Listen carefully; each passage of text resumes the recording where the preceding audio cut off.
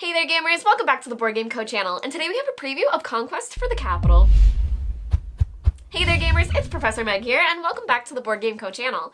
Today we have a preview of Conquest for the Capital by Mountain Soul Gaming. Now, this is a current crowdfunding campaign, so you can check out the GameFound link down below for everything that they have planned. This is a sponsored video, and this is also a prototype copy in front of me, so all rules, components, things like that are subject to change.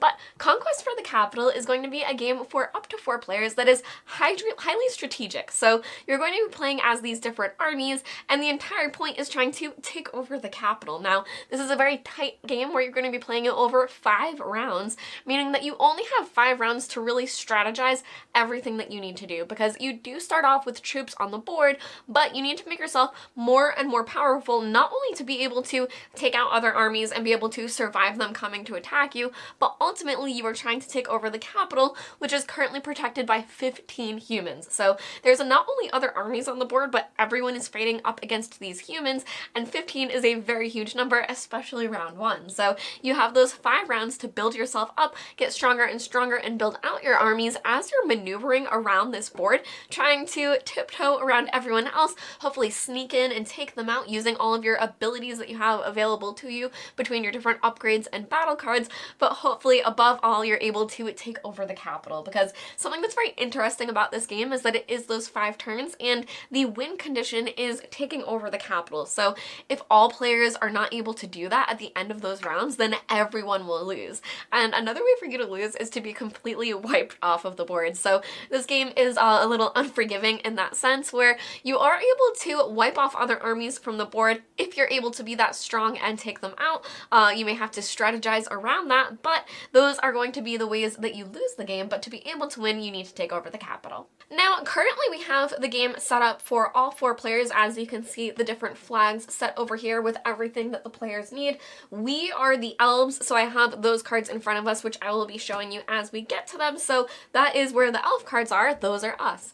But as you can see, there are 4 different factions for you to be able to play as: the undead, the orcs, the dwarves, and the elves, and they do all play very differently. So they are asymmetric in that sense, where there's a lot of replayability, not only in choosing which army you are going to use, how they match up against others, but when you are starting out this board, there are guidelines if you want them, but players are going to be placing out different walls as well as their own claim flags and their starting troops. So you can see that there are a whole lot of humans here on the board. Those are the blue tokens, the 15 here in the central capital, and then anything that doesn't have other troops or claim tokens on it does have humans placed there. But the players at the beginning of the game set out these different walls, which is going to block some movement, where there's a bit of a restriction where, for example, you're not able to block off spots and things like that, but you're going to set out these walls, set out your claim tokens based on the player order, and based on your faction, you're going to have a certain number of units on the board. So you'll start off with those, as well as determining on turn order.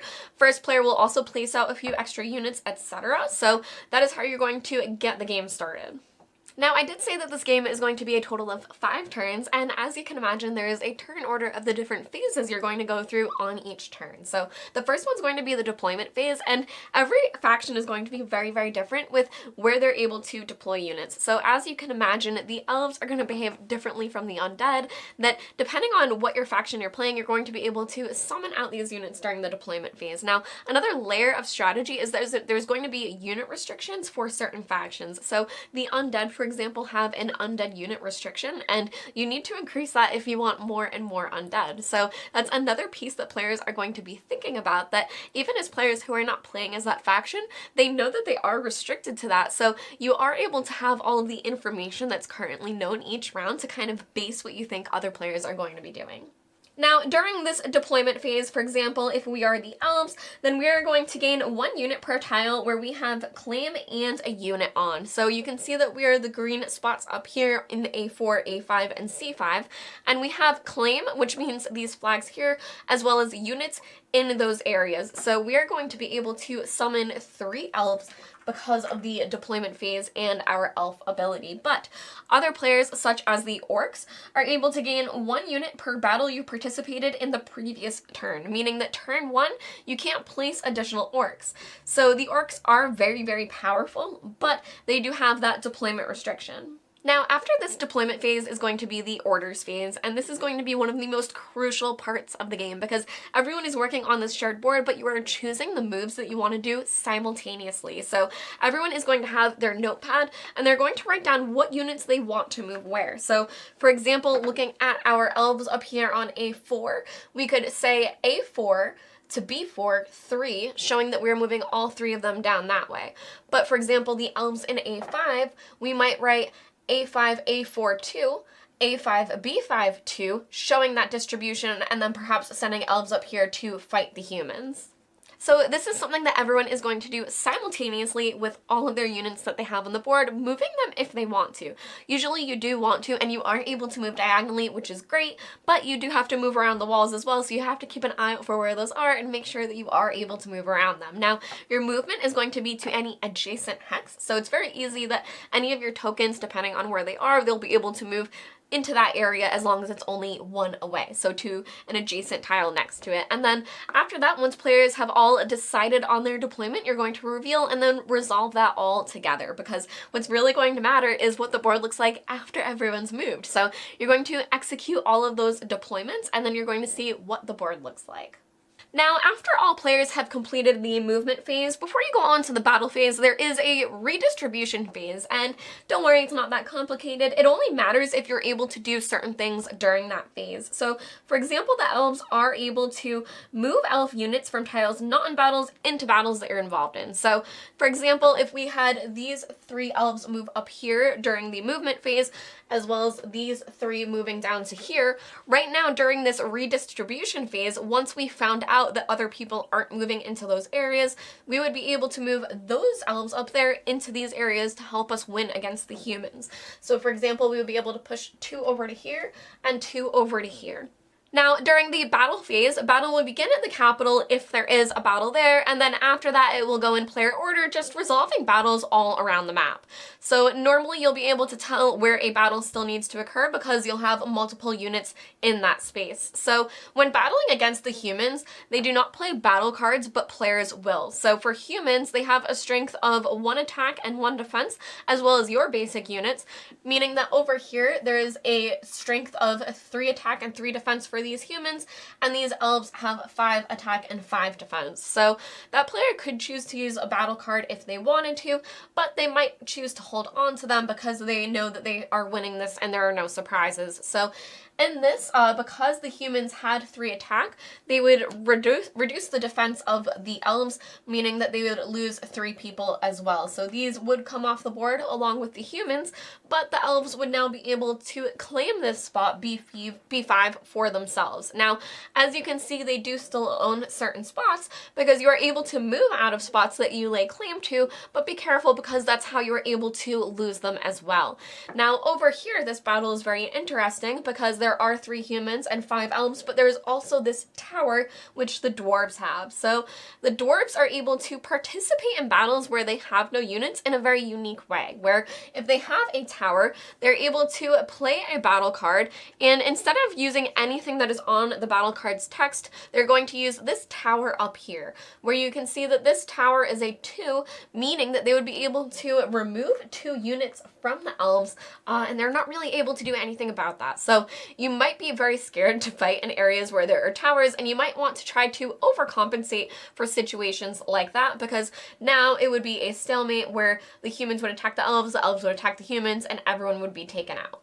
Now, to see what battle would look like between 2 players, the orc player could have potentially moved their 3 units over into this area, and the dwarf player may have moved 4 of their units in, trying to gain control of it as well, thinking that the orcs might try to fight some of the humans or something like that. So if they're both in this area, once you know a battle is occurring, you have to declare if you're going to use a battle card or not. So you don't show what it is, but you do declare whether you're going to use it, and once all players have decided, then you will simultaneously reveal them together. So here we have this dwarf card, which is going to add 2 attack and 2 defense, and it says if there are 3 opponents, including human and a dwarf tower, in this battle, your total attack applies against all opponents. So that would be really, really great if there were multiple people in this area, but regardless, for this player, it's going to add 2 attack and 2 defense, which is a reason why they might want to play it.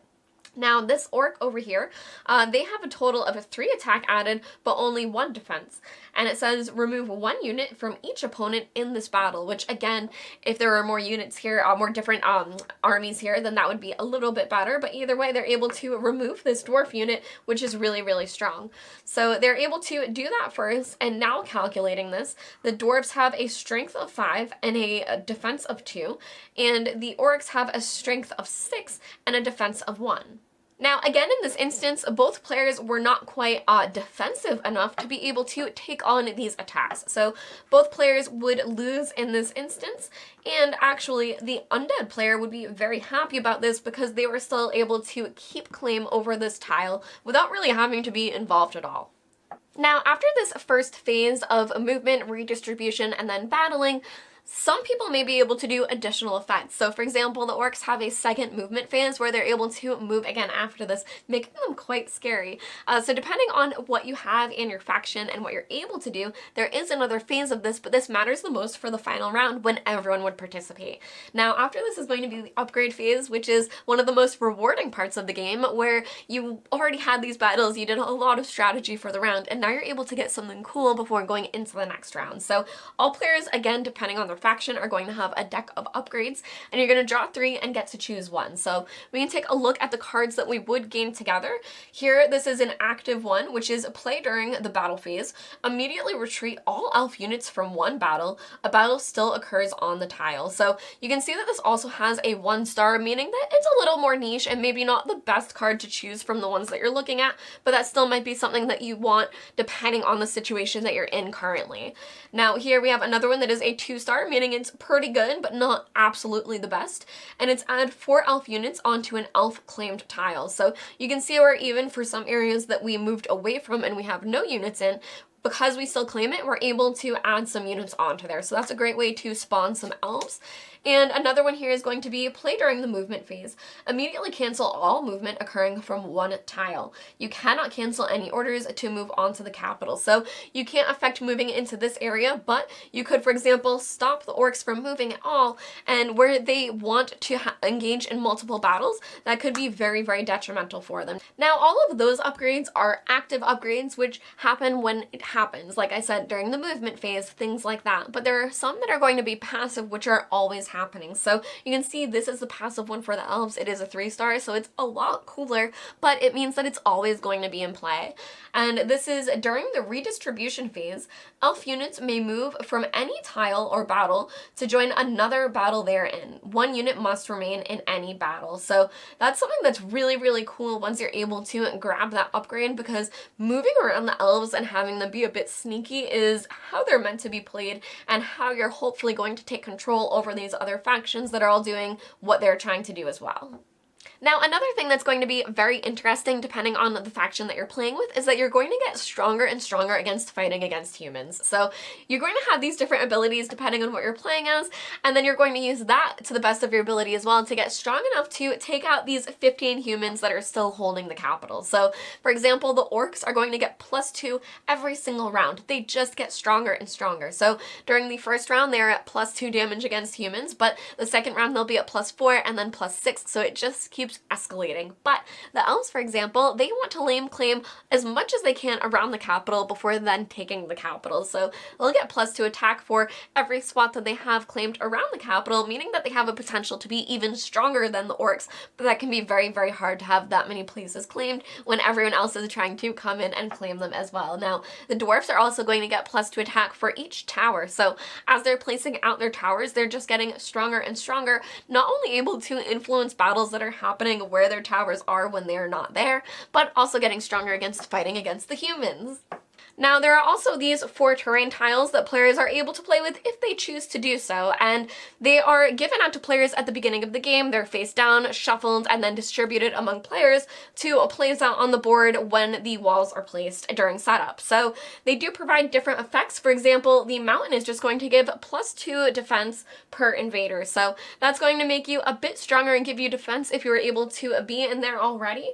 And the forest, for example, is units may immediately retreat before a battles. So the forest can be very cool for you to be hanging out in because it's always safe for you to be able to retreat out of, but that may mean that you are giving up that tile and claim over it as well.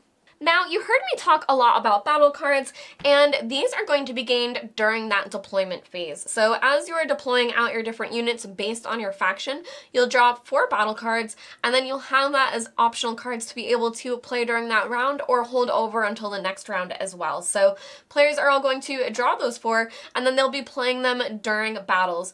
Or sometimes if you are the dwarf, you'll be playing it when other people are in battle. But I'm just going to go over a few of these just to give you an example of what these might look like. I know we did a few, but I want to do a couple more from the elf deck. So here we have replacement with 2 attack and 4 defense.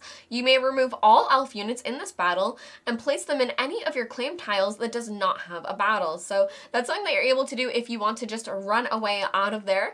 There's also counter for 1 attack and 3 defense. Cancel the special effect of one of the opponent's battle cards. So you're able to use this to stop someone else's card instead. Now note that that's the special effect, but not the attacker defense and not the tower as well for the dwarves. Now there's also this one, which is a 3 attack and 3 defense. Immediately claim one unoccupied tile and place an elf claim flag on it. So for example, this area over here, you'd be able to claim that because it's not occupied. Now this one also provides 2 attack and 3 defense. When battling on an elf claim token, this card provides 5 attack and 5 defense. So if you need it, the 2 and 3 is still great, but if you're able to be in one of your areas when you're playing this, it counts as a 5/5 for you instead. The pace of play for the Conquest for the Capital is going to have players going through their deployment phase, where you're going to be summoning as many units as possible depending on the turn and what you were able to accomplish, so hopefully you're able to deploy quite a few units out there depending on your faction, and then after that you're going to gain your battle cards. So you're going to have all of that set up for you, and then you're going to set your orders for where you want your units to go. So you're going to try to anticipate where players are moving their units. If you want to be attacking them, moving into that area. If you want to avoid them, trying to do that as well, laying claim to areas that have been abandoned, which can be very, very cool to do. So keeping an eye out for where these different towers are, because that can be a surprise that can really make a huge difference during the battles. And you're trying to get as strong as possible to get into this central area where there are those 15 humans waiting for you, because you want to take out the capital before anyone else does, and you only have those 5 turns to do it. So you're going to set all of your different orders, and then you're going to go to the movement phase where everyone executes all of those different moves. You redistribute if you need to do that during the next phase, and then you will battle. So depending on where everyone ended up, you'll battle, you'll play your battle cards, trying to take claim of different areas, losing units along the way. And then there's the second phase of that depending on what you have available to you. Then after that, any units that survived where the opponent wasn't able to do enough damage, but they still had majority on the tile at the end, you'll redeploy those, gain some upgrade cards, and then pass the first player token. So that might seem like a lot, but with only 5 turns, you want to be able to do as much as you can, because this is a very tight game, and it's also a game where everyone's moving simultaneously. So there's only so much that you're able to, squeeze out of this, where you're trying to get as many units as possible and not be losing them in these different battles. But it can be really, really tricky because other players are moving around as well, trying to take you out. So it's a game that can feel pretty dangerous, where you don't want to expose yourself too much, and you want to be very, very strategic about the choices that you're making, because this really is a game where all of the factions are asymmetric, but they're all balanced and strong against each other. So if you're not on your toes, other players are going to be able to come up and take spots that you wanted and potentially take out your army completely, which can be very, very detrimental, because then you are just lost and out of the game. So I do think that this game is also very unique, that you're fighting against everyone else, but you still need to take the capital, which is the game itself. The humans are, the human race. No one plays as that race, and you still need to take that out at the end of the day. So depending on what you do with other players is really important, because you don't want to lose your units, and you want to be able to do as much as you can depending on your faction, but those humans are really all that's going to matter at the end of the day. So this has been a preview of the Conquest for the Capital by Mountain Soul Gaming. You can check out the game found link down below for everything that they have planned. I've been Professor Meg, and thank you all for watching the Board Game Co channel. I'll see you next time. Bye!